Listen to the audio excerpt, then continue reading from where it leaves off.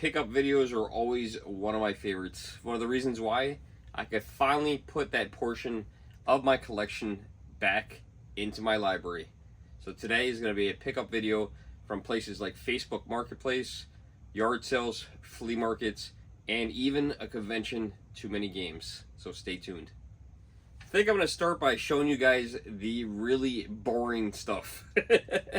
I recently went into a GameStop and they had a pile of games in the back on the counter, and it's a GameStop I normally go in, and I said, hey, what are those? And he said, oh, those are some games that someone just left here. We wouldn't take them on trade-in, so they just left them.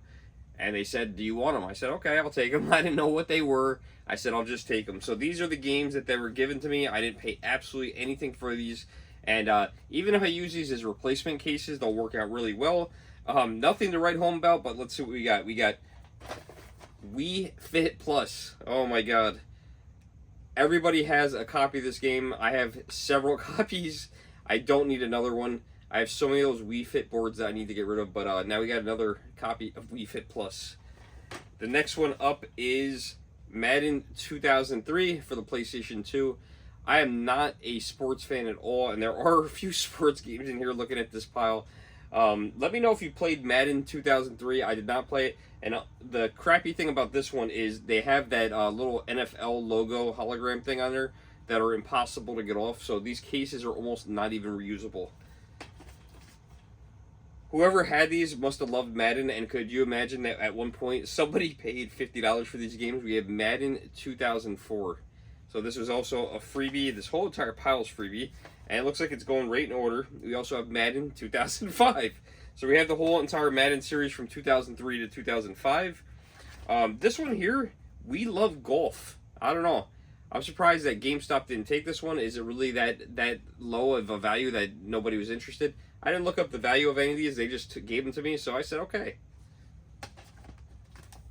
This one here, Country Dance 2. This actually has a little GameStop sticker on it, says, not taken for trade, customer left them here. So these were just freebies. The last one we got, this one isn't that bad. Really? They couldn't sell this? Come on, give them $1 for this. I remember when GameStop would give you like a quarter or 50 cents for anything, and they wouldn't even take this. Has GameStop finally upgraded their game? Do you remember that? There was like cartridges and CDs and games that no one ever wanted. Well, apparently, Carnival Games is now one of those games that they're just not interested in. I don't think this is that bad of a game. I mean, it's not good, but it's not that bad. I actually had 4 more games that GameStop gave me, and I actually almost forgot about these. Sometimes it surprises me when I see games that they won't take in, because I remember those days where they'd give you a quarter or 50 cents for a game, and I guess they upgrade their game. I'm not surprised that they didn't take NFL Game Day 2003. And I'm not surprised they didn't take Nickelodeon Dance, because I don't know who would want to play that, unless you're looking for like a complete Wii collection, which stinks, because I guess because they won't carry these, you'll never find them at GameStop. But I was surprised that they didn't take this PlayStation 2 Greatest Hits version of the Namco Museum, and there's some good games on here. You've got Dig Dug, you've got, actually not Dig Dug, it is Dig Dug. You got Pac-Man, you got Pole Position 2. What an awesome game. I loved Pole Position. And Galaga. Why wouldn't GameStop take that game? And then I never played this one. I've heard of it. But Red Faction. Has anyone played Red Faction? Let me know in the comments below if it's a good game. It's complete in box. Not a game I ever played. Not a game I probably will play. And it is a red box. So I'll probably be getting rid of these and trying to sell them. But yeah, why wouldn't they take some of these? Apparently, singing games are a real big deal. Just like dancing games. And I don't even remember where I got this collection from. I was never into any of the karaoke stuff or the rock band stuff. But right here we have a pile of games like that. I got SingStar 90s. We've got GMT Presents Karaoke Revolutions. This is a good game. Need for Speed Carbon for the Wii. We got Forza Motorsports. Band Heroes. I'm definitely gonna sell that. And then we're gonna sell these rock bands. There are some fans of these rock bands. Rock Band Country Track Pack. I'm sure that there's a lot of people that played these back in the day. It was not me. SingStar. SingStar Pop. It goes on and on. SingStar 80s. The 80s were the best. prove me wrong. And SingStar, what does that even say? Amped. I hate when they do this weird writing. Sometimes I can't even read these. Try reading them on some of the NES games. It's impossible. It has become a tradition to go to too many games every year. Not this year, but the previous year I actually ended up going on my birthday, which is June 30th. This year, the convention wasn't on my birthday, thank God.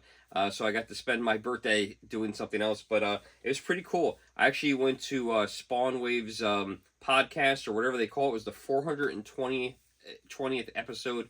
And they actually asked us to ask questions. Me and another guy got up there up front first. And we kind of talked it out. And he goes, "You go ahead, go first." And I asked a question to the crew there. And you got to win a prize. But you didn't know what prize you were winning. You basically had to choose a box. It was box number 1 or box number 2. I chose box number 1, I think it was. Like a box here. I don't know. I think it should go with the crowd. Right? That'd be fun. Hey, guys, what box number 1 or box number 2? Box 2. Oh, I think they're pretty unanimous. Okay. Box number 1. Oh. Smart. Oh, let's see what we got. Game Boy SP. Dude, that's awesome. With Bratz Diamond. What a stellar game. Inside that box was a Game Boy SP. It is a 001 SP, which is totally fine. It was free. I have plenty of SPs. You guys can't see them, but they're in the case right next to me. And because I already had one, I thought it would be cool to have the whole crew sign the front of the SP. Hits me up at the last second. And he's like, "Hey, we're doing a giveaway of stuff at the panel." I'm like, "Okay." He's like, "Do you have anything to bring?" I'm like, "Dude, what do you mean? Like, what kind of quality are we talking here?" He's like, just whatever. So I'm looking for my suitcase, and I find a duffel bag in one of my closets. And in that duffel bag was stuff that I brought here in 2018 to try and sell at my table, because I had like my own table, which I hate doing that because then you're stuck at the table all day. So I was like, okay, so I just picked out some things. I was like, this SP, does it work? And I turned it on to work. I was like, here we go. So yes, now I own this SP. Own the SP? I own your SP. You own my SP? Some people may say that I ruined it, but this, to me, just added more to it. I love those guys. They're awesome. I watch them all the time, and I thought it'd be cool to add this memory to my personal video game collection. They also gave me this Too Many Games storage game card box. So I was hoping it was for Switch games, and it is. It's for the Switch. It actually says for the Switch or the Switch Lite. I could really use this because, as you guys can see behind me, I definitely have more than 24 games. I could have filled many of these up, but I usually don't carry that many games with me because if I ever lose them, I would be out so much money. But this was a really awesome gift for them to give me. So thank you for this over at Too Many Games.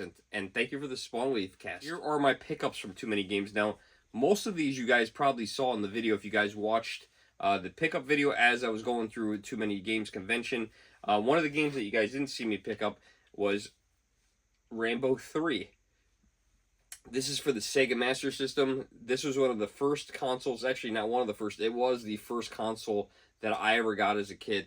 I love the Sega Master System. It was a fun, awesome console, and it's pretty cool. I only buy games now, unless they're really hard to find, that are complete in box. That means they have to have the manual in them.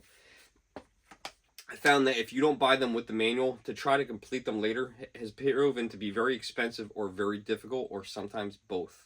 That's why the next thing I did was looked around for empty cases that vendors were selling. Every game store has these. They have them in the back. Sometimes they want to sell them. Sometimes they don't want to sell them. It depends on whether they want to complete them or not. I did find some from multiple vendors. One I found was Mario Party 9. Now, I have a loose copy of this in my phone. I have a bunch of random games, things that I need cases for, or where I'm missing the case, I'm missing the game, whatever it is, or I'm missing the manual. So this is going to complete Mario Party 9. I also saw this one. I don't have this game, but now if I find it loose, I could buy it cheaper, the Pokemon channel. So this is cool because I didn't have this game. I also didn't have the box. I typically don't buy loose boxes like this, but I think he wanted $5 or $10 for it. So I said, you know what, I'll buy that just in case I find the game loose, and that would actually make the game a lot less expensive to buy. The other thing I bought, okay, is I went and bought manuals. I actually spent a lot of money on manuals, and this is what I'm talking about. I actually went and bought the instruction manual for Super Mario RPG. Now, I am not an RPG guy, but this really raises the value of this game. Now, this game and this box did not come from that event. However, the manual did. And because I didn't have the manual, now I can complete this game with the manual. Now, I did that for a few games, okay? I don't have the box for this one, but I love the show, and I love the game American Gladiators for the NES. I have the game. I don't have the box, which I'll probably never find the box. But now I have the manual for American Gladiators, and I will put that with it. Also, got the manual for Contra. I have the box, I have the game, and now I have the manual. That makes that game complete. Mario Brothers 3, same thing. I have the box, I have the game, and now I have the manual. So this is why I end up spending $100 on manuals. They did make me a deal. We also got F-Zero GX for the GameCube. This was a $25 manual. I bought the game at GameCube in the box. Had the disc in there, but had no manual. Just this manual alone ended up costing me $25. That's why I don't recommend buying loose games or game cases without manuals if you want to complete your collection. It becomes a lot more expensive. Now, one of the things I did was I went around and tried to get some autographs. I kind of nerded out a little bit. There were some that I did not get. One that I was a little upset with was I'm a big fan of AVGN, Angry Video Game Nerd, and he's always signed stuff. And he's signed stuff and never charged anybody for it. This year I was quite surprised when they started charging for his autograph $40. Now, if I'm misunderstanding that, please correct me in the comments, but I thought that was a little crazy for him to charge $40. It's his own convention, and I don't know. Somebody told me something a long time ago. They told me to stay humble, and I was actually surprised because James' personality, he seems like a very humble guy, and it very much surprised me for him to charge $40 for an autograph. So I had already printed this picture out of me and James from a few years ago, where I asked him, what was the weirdest thing you ever signed? And I think he told me a bagel and a stink bug. So I asked him to sign my head. So I was hoping that this time, because this was years ago at a show called Gift for Gamers. They no longer hold this show. But what I was hoping was to ask him on camera what the weirdest thing he ever signed was. And I was hoping he would say someone's head, and then there I would be showing that picture off, which I thought was really cool. So I printed it out, got excited. I was hoping to get it signed, and unfortunately, he was charging $40, which I just didn't think was reasonable. Now, other YouTubers were there as well. The one that I went to the podcast for was Spawnwave. I watch actually Spawnwave every single day. If you are interested in video games at all, and video game news, what's going on, what's coming out, rumors, things like that, check out the channel. It's called Spawnwave. And John and I met last year, and John is a really cool, very nice guy. And this year I brought the picture back, and he signed it. So I took this last year with John.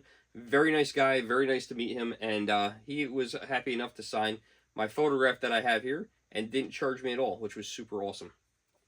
Another YouTuber that I've been watching for years is Pat Contry. Now, you might know Pat Contry as the NES punk. I always watch his podcast videos. I always love when him and Frank go to the flea markets. A lot of those videos are older, but they're still putting them up. I don't know how he has all this content, but he still puts them up once in a while, and I love watching those videos. And I did buy Pat's book, which I'll show you in a minute, but Pat also had him sign his photo. Okay, I'm going to sign this, right? I'll sign it right here. You're going to sign there, you're going to use the silver one. Right by my swole body. Perfect. I'm glad I'm not wearing the same shirt. Is that the same marker? Alright, got Pat signing that. Awesome. Beautiful. And then we'll get a picture with that picture, and then we'll take a picture of that and then have you sign that picture. Sure. What I'm going to do now as a joke is I've seen Pat the NES Punk so many times that I printed this out, and then I took a picture of me and him holding this picture up, and I'm going to develop that one and have him sign that one, and I'm going to keep that going as a joke, and I just think it would be funny. It would be very third dimension.